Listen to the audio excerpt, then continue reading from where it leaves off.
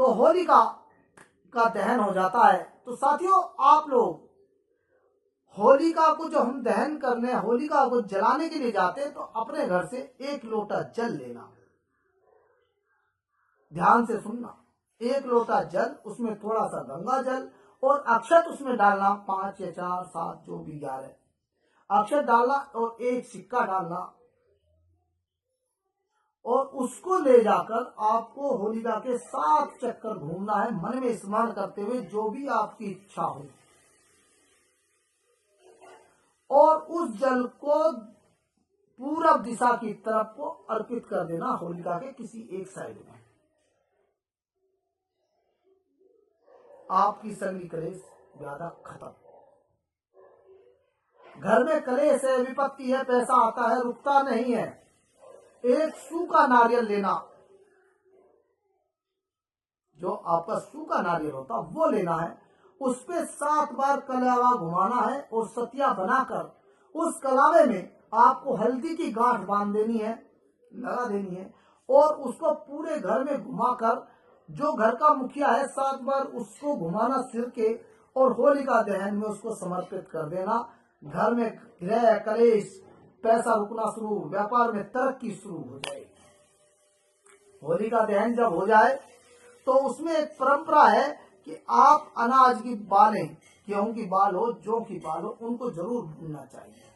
उनको भूना कैसे जाता है कि आप एक गन्ने का डंडा लीजिए, गन्ना लीजिए, और गन्ने के आगे उनको बांध लीजिए, और बालों को 7 बार इस तरीके से छुआइए, उसमें जलाना नहीं है, सिर्फ 7 बार इस तरीके से आगे पीछे कीजिए, वो भून जाती है, क्योंकि कच्चा अनाज रहता है।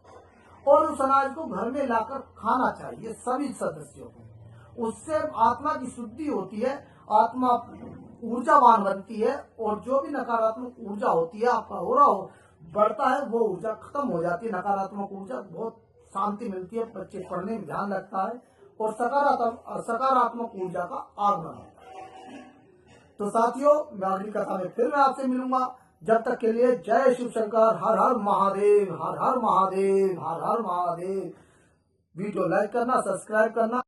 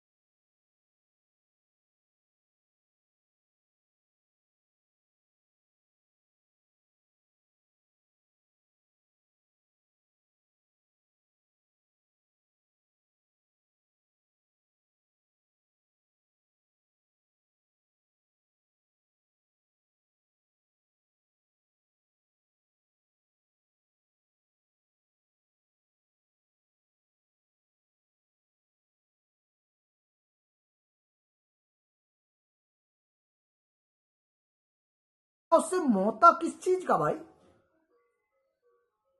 हमें ये जो शिक्षाएं मिलती हैं, हमें जो ये मार्गदर्शन होते हैं, हम जो सत्संग में जाते हैं, हम ये भागवत कथा सुनते हैं, शिव नारायण सुनते हैं, शिव पुराण सुनते हैं, हरि रोज सुनते हैं। वे क्यों सुनते हैं? इनका सिर्फ एक ही मकसद होता है, हमको सही राह दिखाना, हमको मार्ग पर आगे बढ़ाना, हमें हमारे मार्ग पर चलाना। ये इनका मेन उद्देश्य होता है और यही होना भी चाहिए।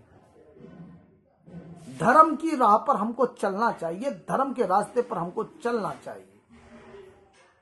तो प्रहलाद जब उसकी खंबे की कोली भर लेते हैं और प्रहलाद को कुछ नहीं होता, तो हिरण्यकश्यप के क्रोध की ज्वाला असीमित हो जाती है। तो हिरण्यकश्यप की एक बहन थी जिसका नाम था होलिका, और होलिका को यह वरदान था ब्रह्मा जी से, तपस्या करके उन्होंने वरदान पाया था कि अग्नि उनको जला नहीं सकती। अब आप देखना कि उस ब्रह्मा के वचन को भी हरि ने मिथ्या कर दिया अपने भक्त के आगे, क्योंकि भगवान भक्त के वश में होते हैं। अगर भक्त को आंच आ गई तो भगवान के लिए कुछ भी कुछ नहीं है।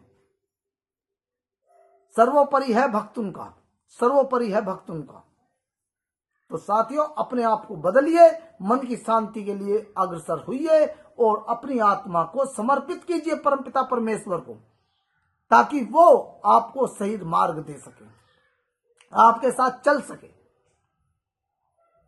आप भी प्रहलाद बन सकते हो, आप भी नारद बन सकते हो, आप भी रिसीवर बन सकते हो, संत बन सकते हो, ब्रह्म ऋषि बन सकते हो। आप में वो योग्यता है, बस आपको उस मार्ग पर चलना है, आपको उस मार्ग को पकड़ना है, आपको हरि के रास्ते पर चलना है, आपको शिव को अपना गुरु मानना ही होगा।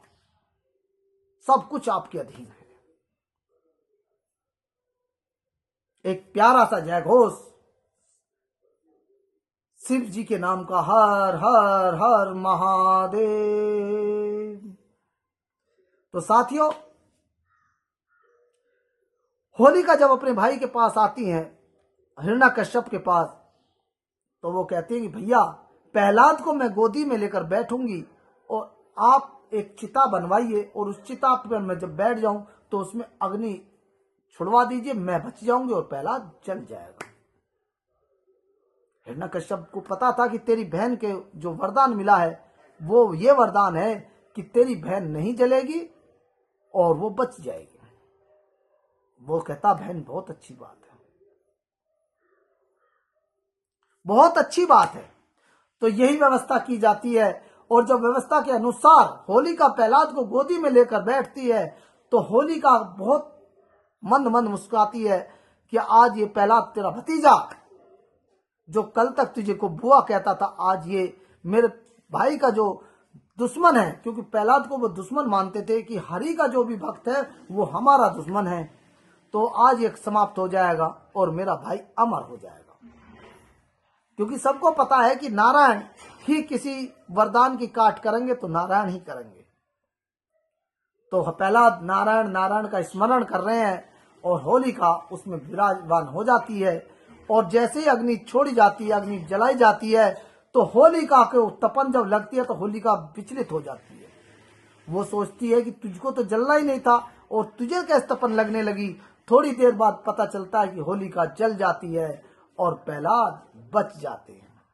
तो जो स्मरण प्रहलाद ने उस होलिका की गोदी में बैठकर किया था, उसी स्मरण और भक्ति के कारण होलिका को वरदान मिलता है कि जो भी व्यक्ति होलिका दहन के समय ये नियम अपनाएगा उसकी मनोइच्छा पूरी जरूर होगी। क्योंकि होलिका नारायण से कहते हैं कि प्रभु, मैं इतनी अभागी हूं कि मैंने आपसे दुश्मनी ली, आपके भक्त को मैंने नुकसान पहुंचाना चाहा, ये पूरा संसार अब मुझे बहुत दुष्ट भावना से देखेगा, मैं अब किसी को मुंह दिखाने लायक नहीं रही।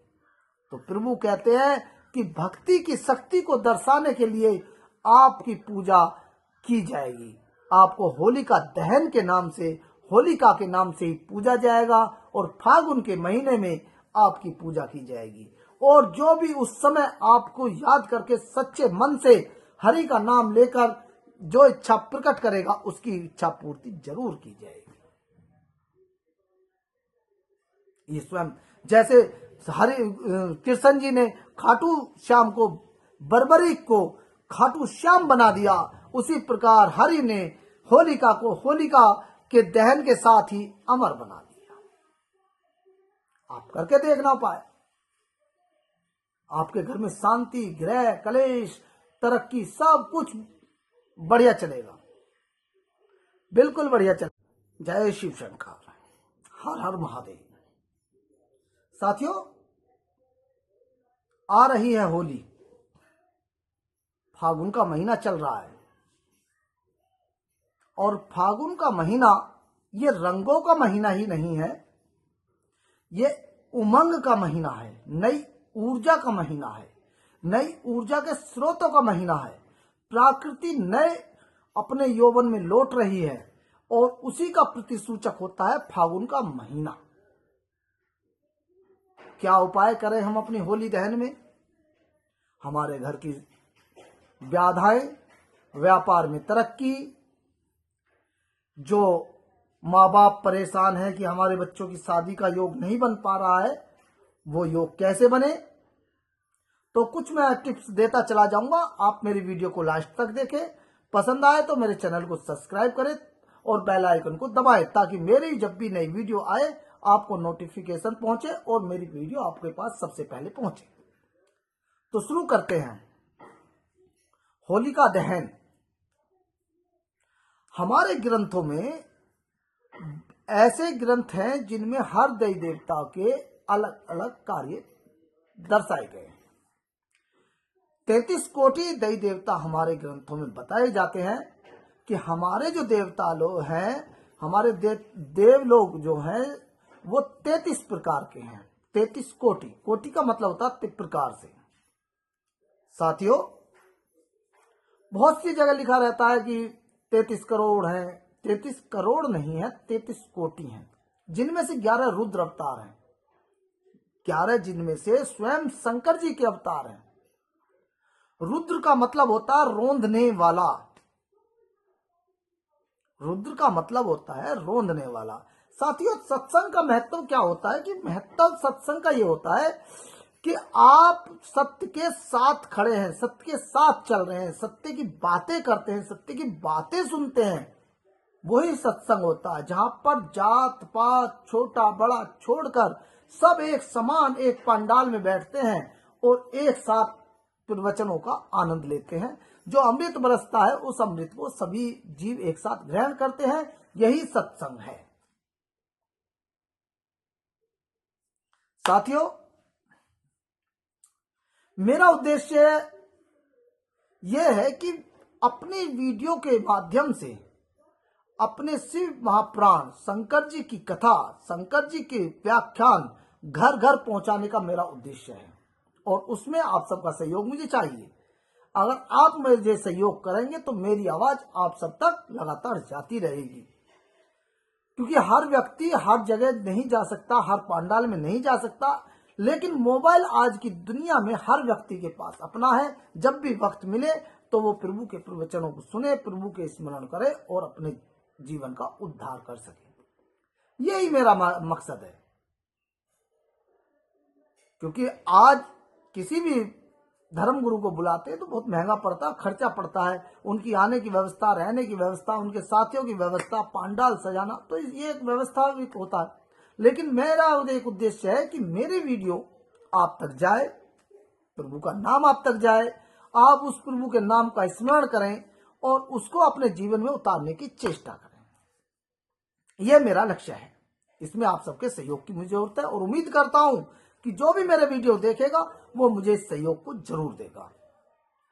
तो साथियों, फागुन का महीना, रंगों का महीना, जिसको स्वयं राधा कृष्ण ने भी मनाया, 33 कोटि देवी देवताओं ने मनाया। रास लीला हुई जब, तो सभी देवता गण उसमें आए, स्वयं शंकर जी भी आए भेष बदलकर। लेकिन लीला देखो गिरधारी की, कि उन्होंने उनको पहचाना और ऐसी धुन बजाई, ऐसी धुन बजाई कि हमारे नटराज अपना सब कुछ भूलकर उस धुन पर ऐसे थिरके, सब कुछ सुध बुध भूल गए। तो साथियों, फागुन के महीने में आपने देखा होगा वनस्पति स्टेम फूट रही है, बसंत ऋतु जा चुकी है, बसंत ऋतु आएगी और बसंत पंचमी जा चुकी है, बसंत पंचमी जा चुकी है, क्योंकि बसंत पंचमी से ही हमारे यहाँ नए प्रकृति का जो है आगमन शुरू माना जाता है। तो साथियों, फागुन में जब होली दहन होता है तो होली का कोई साधारण त्योहार नहीं है। होली का एक वो पर्व है जिसको स्वयं नारायण जी ने वरदान दिया है। होलिका हो गई, तुलसा जी हो गई, ये स्वयं नारायण जी के वरदान है इनको। एक छोटी सी कथा है, मैं उसके माध्यम से आपको समझाऊंगा कि ऐसा क्यों है कि होलिका का इतना बड़ा महत्व है। साथियों, होलिका दहन के समय पूरा मुहूर्त निकाला जाता है पंडित जी के अनुसार। जब उसका होलिका जहां पर दहन की जाती है वहां पर होलिका एक चौराहे पर रखी जाती है, क्योंकि चौराहे पर इसलिए रखी जाती है कि जो नकारात्मक ऊर्जाएं होती हैं वे चौराहे पर ही अधिक रहती हैं, और चौराहे पर ही हमारी चौराहे वाली माता का भी स्थान है। कुछ लोग आज के युग में इन चीजों को नहीं मानते, लेकिन जो मानते हैं, जो जानते हैं, वे जानते हैं, इसमें किसी की कोई कुछ नहीं है। साथियों, होलिका हिरण्याकश्यप की बहन का नाम था। दैत्य लोक के राजा, दैत्य राक्षसों के राजा हिरण्याकश्यप की बहन का नाम होलिका था। हिरण्याकश्यप एक बहुत ही शक्तिशाली राजा रहे हैं। उन्होंने ब्रह्मा जी की तपस्या की और ब्रह्मा जी से वरदान पाया कि मुझे ना तो दिन में कोई मार सके, ना मुझे रात में कोई मार सके, ना घर के अंदर कोई मार सके, ना घर के बाहर कोई मार सके, ना कोई पृथ्वी पे मार सके, ना कोई आसमान में मार सके, ना कोई अस्त्र मार सके और ना कोई शस्त्र मार सके, ना नर मार सके, ना जानवर मार सके, ना देवता मार सके, ना यक्ष मार सके। ये हिरण्याकश्यप को वरदान जब दे दिया गया तो उन्होंने अपनी प्रवृत्ति के अनुसार, गुरु उनके शुक्राचार्य थे, शुक्राचार्य ने उनको भड़काया और उनसे कहा कि आप अब तो स्वयं भगवान हो चुके हो, तो अपनी पूजा लोगों से करवाने लगे। जिस प्रकार से ये मृत्यु लोक है उसी प्रकार से दैत्य लोक भी अलग है। कुछ लोग इसी लोक में ही सबको संभाल लेते हैं, लेकिन नहीं, 14 लोक हैं इस ब्रह्मांड में, जिनमें आपके स्वर्ग लोक, मृत्यु लोक, दैत्य लोक, पाताल लोक, इंद्र लोक, वैष्णु लोक, कैलाश लोक, शिव लोक, अनंत लोक, इस प्रकार से 14 लोक हैं। हर लोक के ऊपर मैं एक वीडियो बनाता चला जाऊंगा। अभी हमारे शिव जी की कहानी चल रही है, शिव कथा, तो आप उसका आनंद लें और शिव कथा का पूरा भरपूर आनंद लें। कथाओं का मैं आपको प्रकाशन करता रहूं। तो हिरण्याकश्यप के उनका एक पुत्र था प्रहलाद।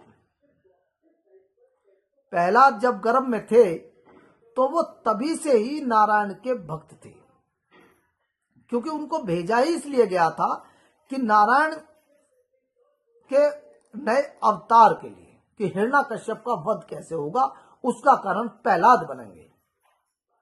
तो साथियों, हिरण्याकश्यप उनकी माता को बहुत प्यार करता था, बहुत बेपनाह प्यार करता था। तो हिरण्याकश्यप को जब आवाज आती तो, क्योंकि वो इतने तेजस्वी लोग थे, इतने तेजस्वी और तपस्वी थे, कि उनको आभास हो गया कि इनके गर्भ में जो बच्चा पल रहा है